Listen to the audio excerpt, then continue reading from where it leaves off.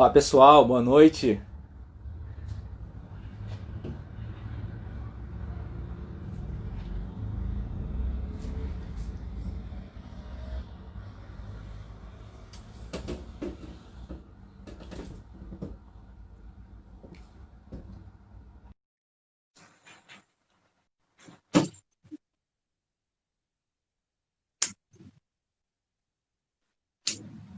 Olá, Olá, doutora Angélica, boa noite, tudo bem?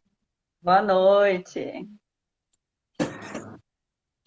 Já está entrando os nossos participantes, nossos queridos seguidores. Então vamos começar, Angélica. Tá pronta? Pronta? Vamos Vamos lá. lá. Primeiramente, é um prazer receber você aqui, tá? Na nossa live. Lembrando que essa é a nossa segunda live numa série de 4 lives referente ao tema sono, aqui do Instituto Plena, tá? E vamos começar assim. Angélica, o que é fitoterapia? Olá, boa noite a todos. É um prazer estar aqui falando com vocês. É sempre bom a gente poder, de alguma forma, entrar na casa das pessoas, né? Então, eu acho que a live é uma forma da gente poder estar aí, né, de algum jeito se comunicando, e é interessante, né? Quem puder, quiser perguntar, participar, fica à vontade. Acho que essa série de lives que a gente está fazendo pelo Instituto, né, é uma forma de das pessoas nos conhecerem, né, um pouco, claro, mas também uma forma de troca, de conhecimento entre nós, os 4 profissionais que trabalhamos lá, né? E vocês né, que estão aí, que têm as dúvidas aí para tratar com a gente. O tema que a gente colocou nesse primeiro ciclo, que é o sono, né? É um tema que eu acho que vem muito de frente ao que nós estamos vivendo e participando, né, desse impulso agora, desse confinamento que acaba, de uma certa forma, influenciando, atrapalhando no nosso sono, né? E aí ter essas 4 linhas, né, de caminhos, né, dentro da psicologia, da atividade física, da nutrição, né, da medicina, o que é possível, o que não é possível, entender um pouco essa questão do sono é interessante e, e acho que vai aí, de uma certa forma, contribuir, né? Para mim, resta falar, né, o sono dentro da questão da nutrição e da fitoterapia. E aí, né, o Carlos achou interessante, ó, vamos explicar primeiro o que é fitoterapia, porque talvez tenham pessoas aqui que não saibam, né, o que é exatamente Isso. trabalhar com a fitoterapia.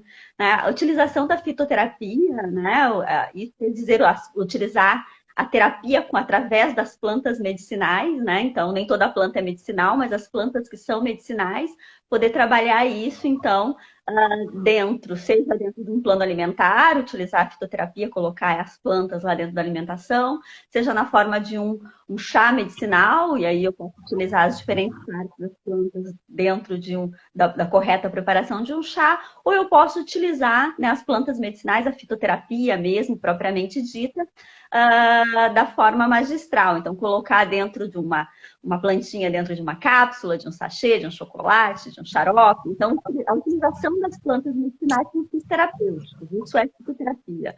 Tá? Então, a gente Ah, hoje vai falar de ação no sono, mas é isso que é a fito, né? Isso que é trabalhar com fitoterapia, sempre utilizando plantas medicinais. Quando começa a utilizar algum princípio que não seja que seja sintético, né? Manipulação sintética já não é mais fitoterapia. muito bom, Angélica. É bom porque tem muita gente que está assistindo que conhece pouco sobre a fitoterapia e é importante a gente apresentar também para eles. E agora vamos lá. O hábito, né? O hábito alimentar influencia de alguma forma o sono? Então, sim, né? Só a gente viu e você começou esse assunto na última semana, né? Inclusive, quem quiser depois entender as etapas do sono, o quanto que é necessário o tempo de sono de cada um, acho que tá no sítio do Instituto Plena para poder ver, né? Entender um pouquinho isso. A gente sabe aí que vários caminhos podem influenciar nesse sono, né? Desde alguma ação fisiológica mesmo, que eu acho que aí o Guilherme vai poder falar mais sobre isso na próxima semana. O fato de fazer ou não atividade física, isso também vai influenciar no nosso sono, a gente tem aí a resposta. E a alimentação também, ela vem aí também de encontro a um bom sono, a se ter uma boa noite de sono. E aí a gente tem dois caminhos para pensar. A minha formação também vem dentro da medicina chinesa, então entender um pouco o sono dentro da MTC e os alimentos que são adequados dentro da medicina chinesa, o que é o sono na MTC, também me ajuda a escolher um correto plano alimentar. Mas se eu simplesmente esquecer esse lado da medicina chinesa e pensar só o sono dentro da nutrição, o que é o sono dentro da nutrição, né? O que seria uma boa alimentação para a melhora do sono. Primeiro, não ter uma alimentação muito pesada, mais para próximo da noite. Então, né, o horário máximo que nós deveríamos comer um jantar mais pesado seria no máximo 8 horas da noite. E isso até vem de encontro com a medicina chinesa também, que a gente tem horários, cada órgão tem um horário alimentar, né? Então a gente não deve comer muito fora do que seria o nosso pico de horário ali para metabolização, que seria o ideal umas 8 horas de sono, até 8 horas da noite. Os alimentos da noite, um pouco mais tranquilos, e aí a gente tem, né, dois caminhos de aminoácidos que são distintos, né, e que podem atrapalhar ou melhorar o meu sono. Se a gente pegar a rota metabólica, né, por exemplo, o triptofano ele vai ser um bom aminoácido para eu pensar nos alimentos à noite, né? Porque o triptofano ele vai lá na rota transformada em 5-hidroxitriptofano, depois de serotonina, relaxamento. Então eu tenho aí uma melhora do meu sono. Se eu pensar por outro caminho, né? A tirosina ela vai fazer o contrário, ela vai fazer uma metabolização para L-dopa, dopamina e aí vem alerta, não relaxamento. Então, tirar fontes alimentares ricas em tirosina e colocar fontes alimentares ricas em triptofano vão me ajudar na base alimentar para esse sono. Quando eu olho com o olhar da medicina chinesa, a mente e o espírito, que são diretamente ligados com a questão do sono, né? O espírito ele está ligado ao meu coração. E o rum, né, que é a mente como um todo, ela está ligada ao meu fígado. E aí a gente tem, né, você vê, a coração-fígado, né, na medicina, porque os órgãos na medicina chinesa são influenciáveis, né, por determinadas circunstâncias e cada cor, cada sabor, cada alimento tem a ver com determinado órgão. E para um sono correto, eu devo começar a comer no início do dia alimentos que são ricos em yang. E mais para a noite, alimentos que são mais direcionados para o yin. Então, comer alimentos que são mais raízes, né, que estão mais, são alimentos mais yin, que são alimentos que me levam mais para dentro, à noite também ajudaria. E aí a gente pode colocar, por exemplo, uma raiz de inhame, uma mandioca, como um carboidrato da noite, ao invés de colocar um arroz, por exemplo, que precisa de luz e que é um alimento mais yang, do que colocar um feijão, que também é uma leguminosa, que é um alimento mais yang. Né? As carnes na medicina chinesa, tirando o peixe, que o peixe é um alimento mais yin, as carnes na medicina chinesa elas são mais yang, então elas nos dariam mais energia e vitalidade, que são coisas para comer durante o dia e não para comer à noite. À noite seria o ideal de uma proteína de origem animal, seria mais um peixe. Né, ou um ovo, que também é rico em triptofano, e aí a gente consegue ligar as duas coisas, a medicina chinesa, né, a dietética chinesa e a dietética ocidental, que é o que a gente aprende na faculdade, né, os nutricionistas aprendem na faculdade. Então, na minha prática, eu acabo juntando um pouquinho desses dois conhecimentos, um pouquinho do que é alimentação, né, pensando em aminoácidos, em vitaminas e proteínas que são adequadas e interessantes para uma boa noite de sono, mas puxando muito da dietética chinesa, que vai ajudar bastante nesse sono. Então, pensar, né, esse diferencial de yin yang, alimentos que levam energia e que fazem a função e precisam de sol, são normalmente alimentos mais yang, então eles devem ser consumidos durante o dia e não tanto à noite. E alimentos, então, que são mais yin, que são mais internos, esses seriam melhores para serem consumidos mais à noite, para ter uma boa noite de sono.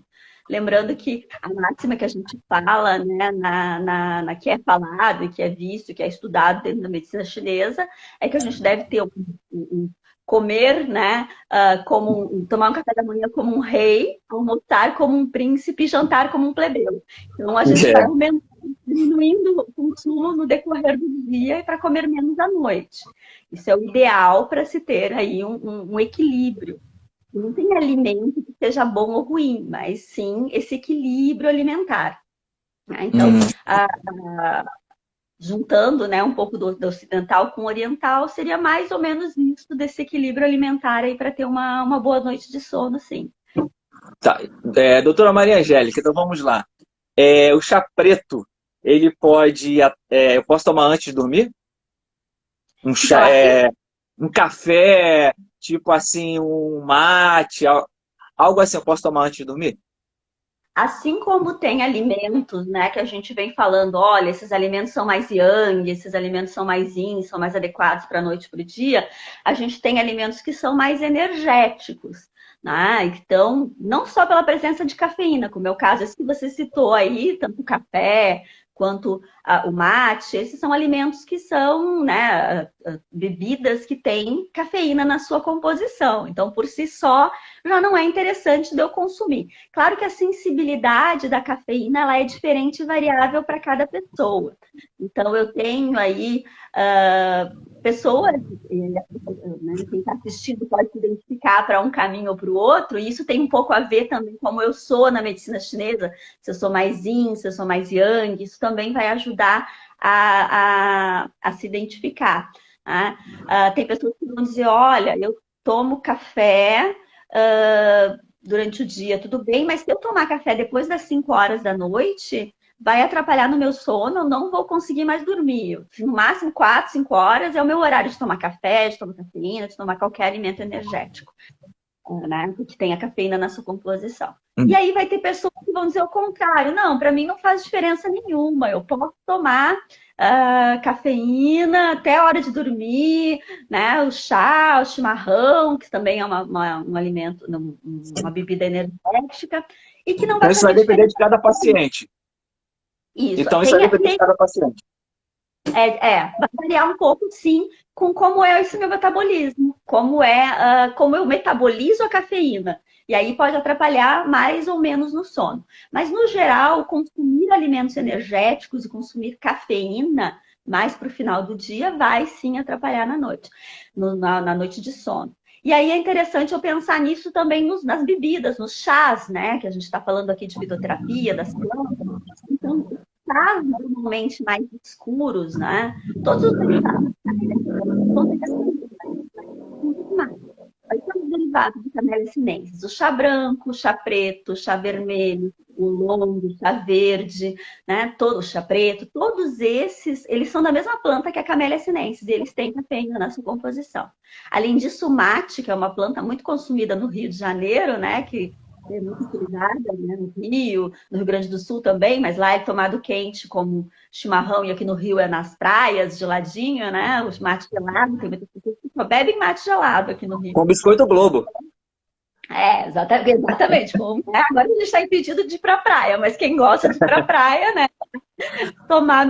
Comer biscoito, Globo e tomar o mate. Esse mate ele é derivado de uma planta que chama Ilex paraguariensis. Ela é uma planta que é extremamente energética, né? Ela tem cafeína na sua composição. A quantidade de cafeína que ela tem quase se equipara a um café. Então, assim, consumir esse mate, né, também pode aí atrapalhar bastante no sono. E às vezes as pessoas usam no jantar, né, tomam à noite. Então, isso também é importante observar, né, o tipo de bebida que eu vou colocar.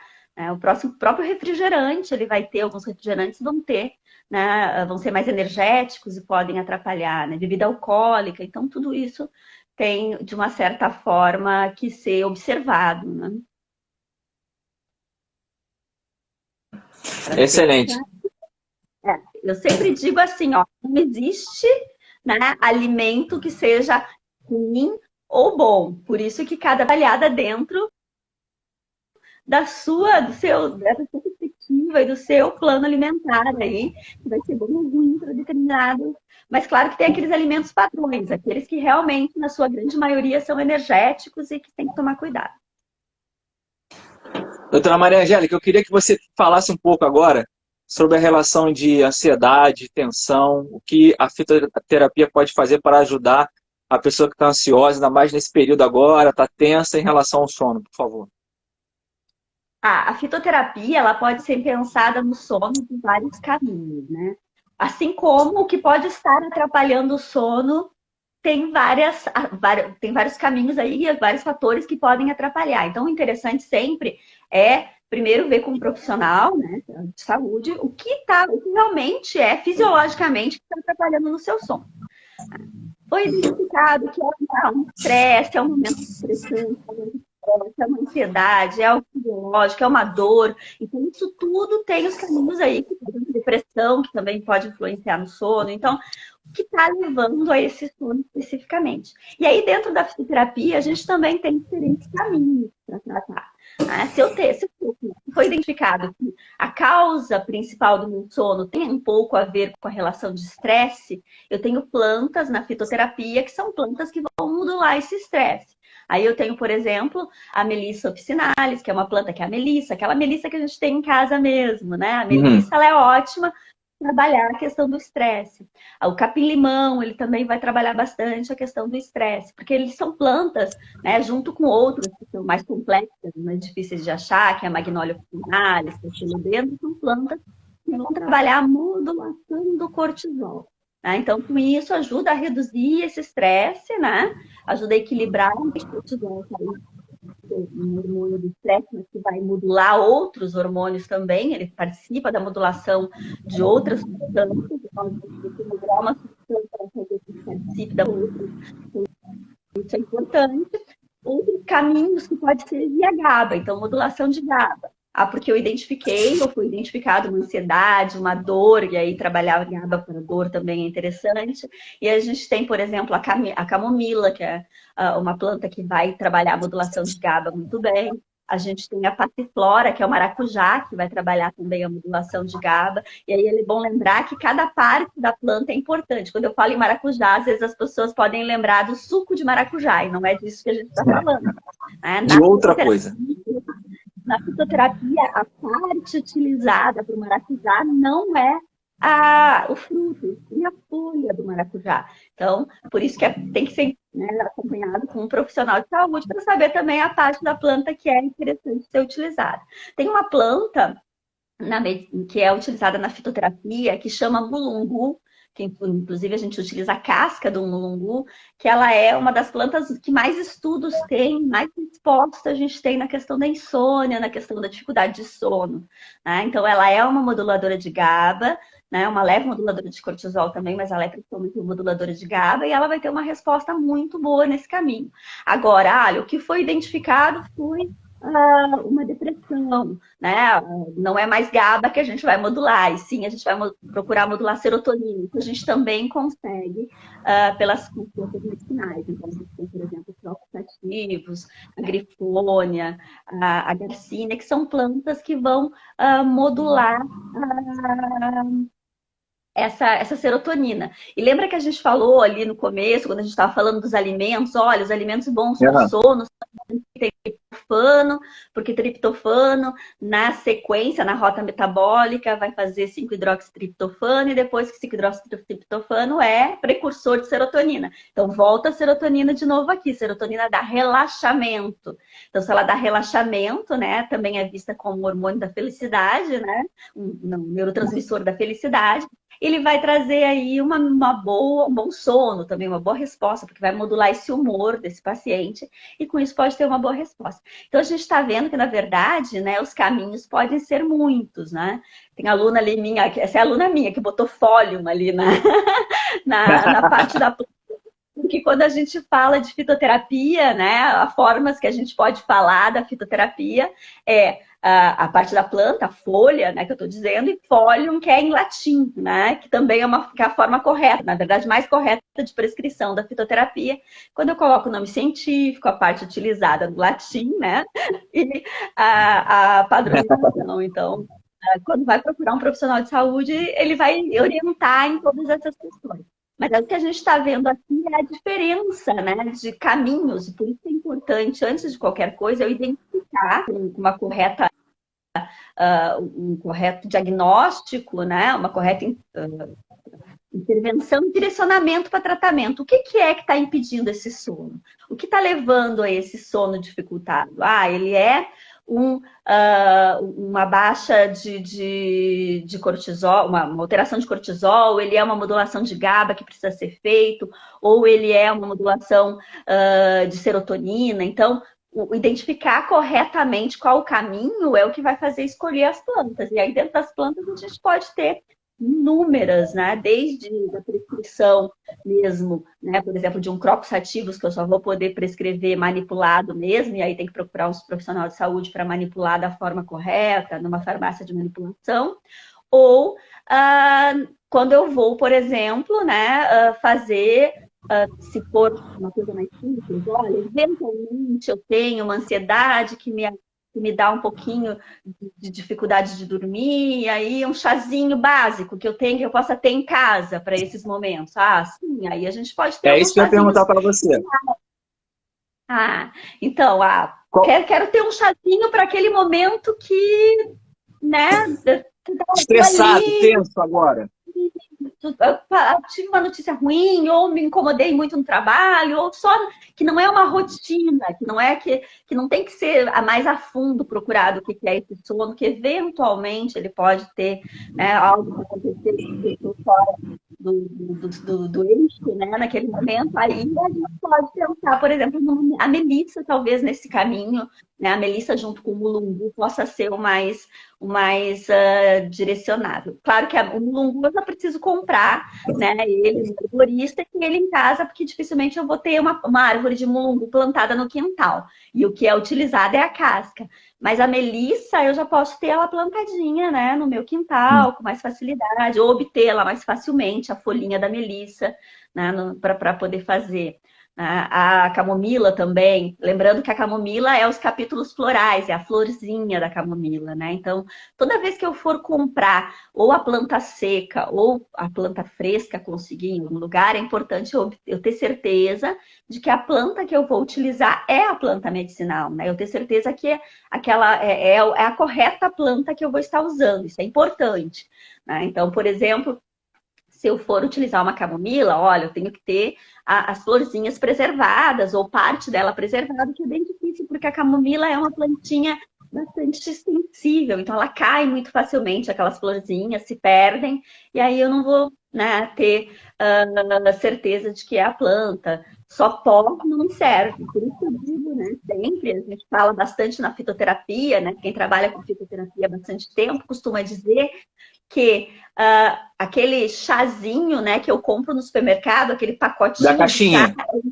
na caixinha, seja ela a marca que for, a gente não está aqui discriminando marca. A gente só está dizendo que aquele chá, ele não é sinal, tá? Porque ele entra no Brasil, né, como alimento, ele não entra com uma fiscalização, um controle de qualidade como ele deve ser, né?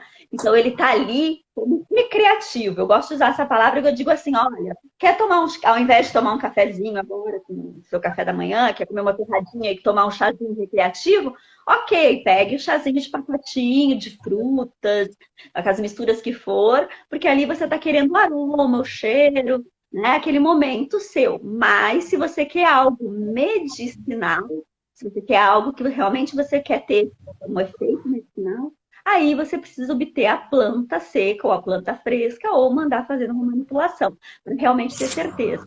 Quando eu abro aquele pacotinho lá que eu compro no supermercado, né? Quando eu abro aquele pacotinho, fazer isso em casa, você pode testar isso em casa, as pessoas, né, que estão aí nos ouvindo. Quando eu abro aquele pacotinho e despejo ele, né? Faça isso, um testezinho para ver, você vai ver que não tem meio que nada ali dentro, assim. Tem um pozinho, não dá muito para identificar o que é. Então, não dá para dizer que aquilo é realmente o que está ali, vai ter segurança do que está ali dentro, assim. Alimento no Brasil, né? A gente tem isso, faz parte da fiscalização da Anvisa, controle de qualidade, não é uma crítica, é sim uma né, Uma informação. feito isso, uma afirmação do que é feito, a gente tem um percentual, por exemplo, de coliformes fecais, um percentual de controle, no controle da qualidade, que é permitido dentro do que a nossa legislação permite, a nossa fiscalização permite. Então, não dá para pensar que ali vai dar para trabalhar da forma medicinal. Né? Então, quando eu Vou quero... pegar minha caixinha que tem lá de chá e vou jogar fora. Vou jogar pela janela. Não precisa jogar fora. Radicalizar. Deixa para aquela hora ali que eu quero tomar algo rapidinho aqui, vou fazer um chá gelado, vou colocar ali um pauzinho de canela junto para dar um cheirinho, e aí eu tenho a ação ali daquele momento, né? Que vai vir Uhum. também com cheiro e tudo mais. Mas medicinalmente, quando eu quero ação medicinal, aí eu preciso ter certeza do que eu estou obtendo. Excelente. Doutora Angélica, agora vamos falar um pouco sobre falta de sono e aumento de peso. Ah! Nessa questão de Isso. quarentena agora, tem muita gente que está querendo saber sobre esse assunto. Por favor. Será que faz diferença? Será que faz diferença dormir bem para o controle do peso? Quando eu não durmo bem, eu tenho aí, vai influenciar, né, e vai alterar vários hormônios no meu organismo, né? Vários marcadores biológicos vão se alterar no meu organismo. Um deles é o cortisol, que até a gente já falou aqui, né? Cortisol, quando ele está desregulado, quando ele está alterado, esse cortisol por uma noite ruim de sono ou por pouco tempo de sono, a gente escuta muito no consultório às vezes, né? E eu posso até me colocar né, nesse caminho, que às vezes a gente está assim, cheio de trabalhos, de afazeres, né? Quando agora está todo mundo um pouquinho mais calmo, porque estamos todos um pouco mais em casa, quer dizer, nem todos, né? Porque muitos estão na linha de frente do trabalho, e aí Isso. estão atarefados também. Mas a maioria de nós está podendo se recolher um pouco mais e está conseguindo até se conhecer um pouco mais. Mas na nossa rotina diária, na nossa loucura do dia a dia, muitas vezes a gente tem pouquíssimas horas de sono. A gente dorme 3, 4 horas de sono e acha que tá bom. Às vezes, não, mas eu tô bem, eu dormi. Eu Estou acordei, revigorado. acordei, o sono foi reparador. Apesar de ter tipo, 4, 5 horas de sono, foi reparador. O meu ciclo para renovação de cortisol, ele tem que ter no mínimo 6, 7 horas de sono. No mínimo. O ideal é que seja acima de 8, né? Então, isso tudo já vai alterar. Quando eu altero o cortisol, tem dois marcadores importantes, que é a grelina e a leptina, que é o hormônio da fome e da saciedade.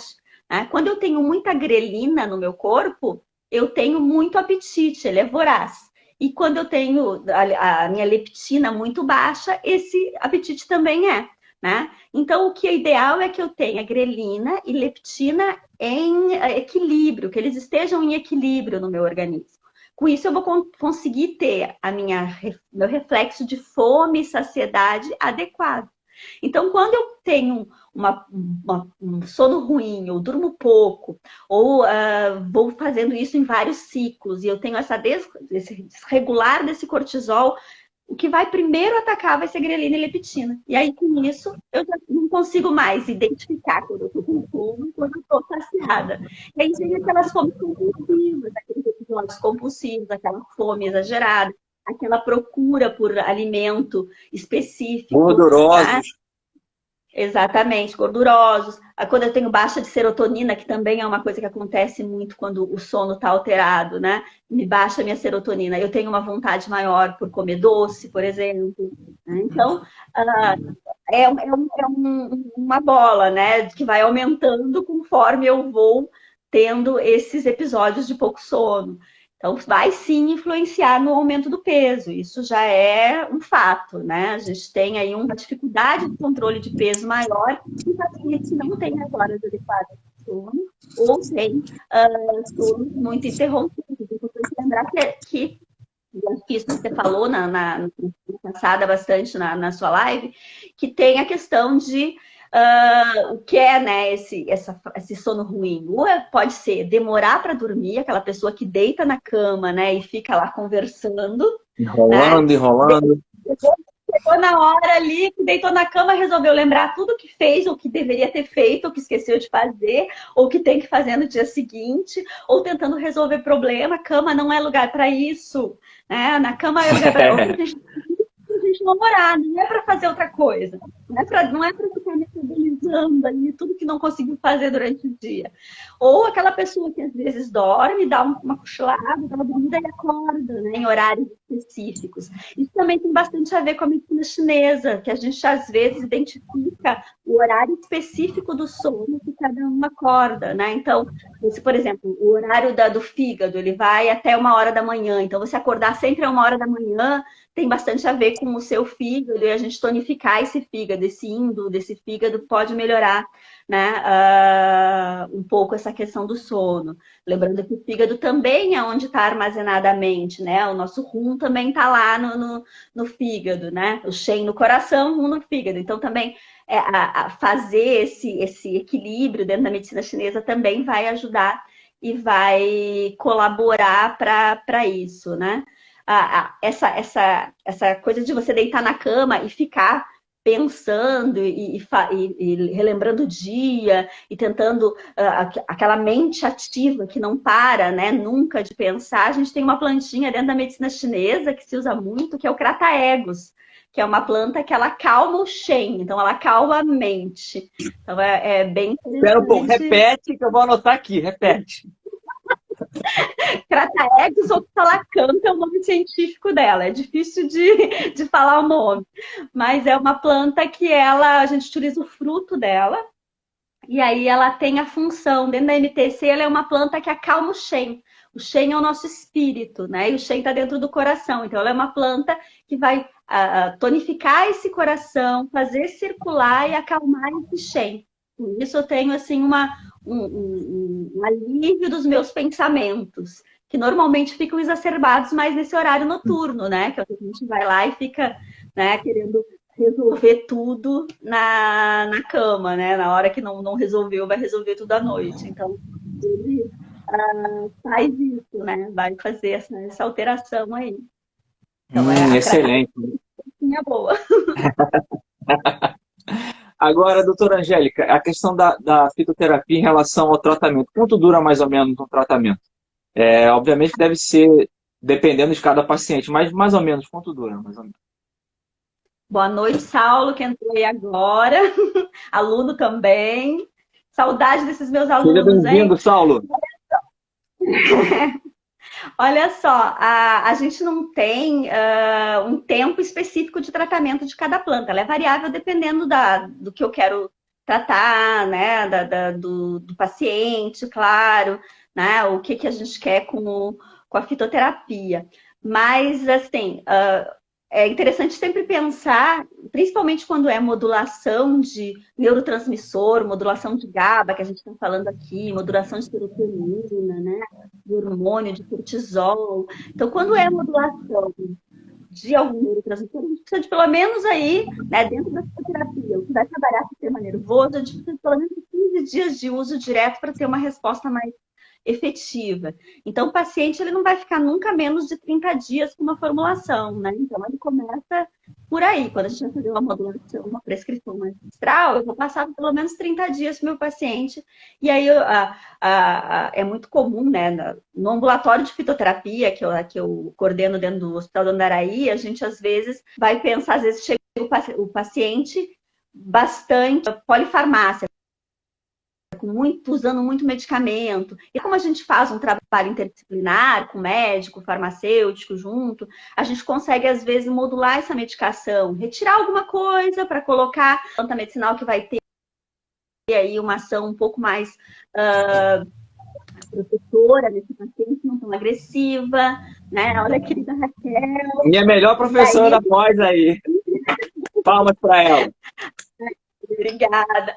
E aí o que acontece? Às vezes a gente faz isso, a gente faz justamente retirada de alguma medicação ou alteração, modificação, claro que por ter um acompanhamento de médico e de farmacêutico junto, é possível fazer isso, e aí a gente consegue, é bom sempre pensar nisso, não é imediato, né? Não é rapidamente. Assim como qualquer medicamento que vai atuar em sistema nervoso, a gente precisa fazer um desmame, né? Que é o que é chamado na farmacologia, a gente vai retirando aos poucos isso, e aí pode ir adicionando aos poucos uma planta. A ação não é específica, ela não é rápida. Então, ela precisa ir desse tempo para iniciar e esse tempo para ir retirando aos pouquinhos. Então, é importante ter, né, essa ação e imaginar e pensar que precisa de um tempo, tá? De um tempo de uso, de uma continuidade. Quando a gente fala de alimento, né?